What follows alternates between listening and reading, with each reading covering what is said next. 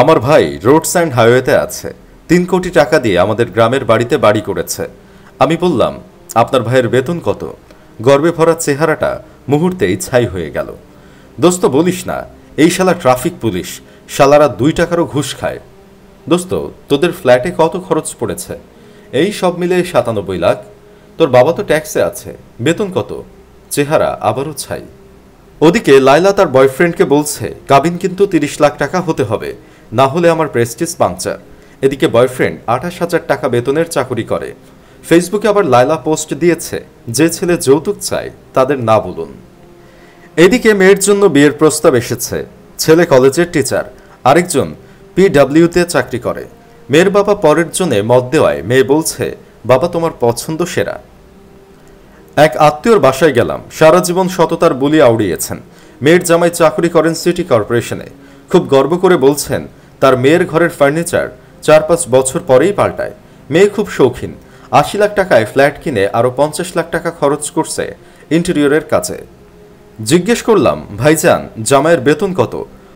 অফিসে বসে আছি, একটা ছেলে সালাম দিয়ে ট্রেনের সময় জানতে চাইল। কথায় কথায় বলল তার ভাইও রেলওয়েতে জব করে। জিজ্ঞেস করলাম কোন পোস্টে? ও বলল ইঞ্জিনিয়ার, ডিপ্লোমা। তার ভাই নাকি ৬-৭ বছরে অনেক কিছু করেছে। জিজ্ঞেস করলাম, তোমার ভাইয়ের বেতন কত? আর কোনো উত্তর নাই। আমরা এত নষ্ট হয়েছি যে আমাদের কোনো লজ্জা নেই।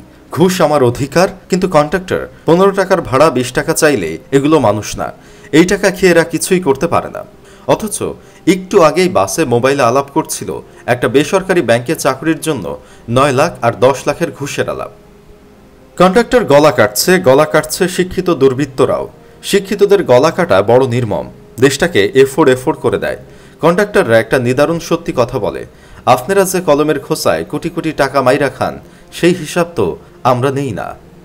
কথা সত্যি এবং নিদারুণ সত্যি। কিছু অসভ্য শ্রমিকদের দেখলাম অ্যাম্বুলেন্সও কালি দিচ্ছে, আটকাচ্ছে। সেই অ্যাম্বুলেন্স দেখে মনে পড়ে গেল এর চেয়ে ভয়াবহ অসভ্য গোষ্ঠীর কথা, বিভিন্ন ঔষধ কোম্পানির দালালদের কথা, যারা অতি উচ্চ শিক্ষিত ডাক্তার এবং যাদের পেছনে রাষ্ট্রের কোটি কোটি টাকা খরচ হয়। মেয়াদোত্তীর্ণ ওষুধ আইসিইউতে রেখে গলা কাটার সেই সব অমানুষদের কথা। মানুষ হয়তো আছে, সংখ্যাটা কম। মেয়ের বিয়ে ঠিক হয়েছে, তা কোথায় হলো, ছেলে কি করে?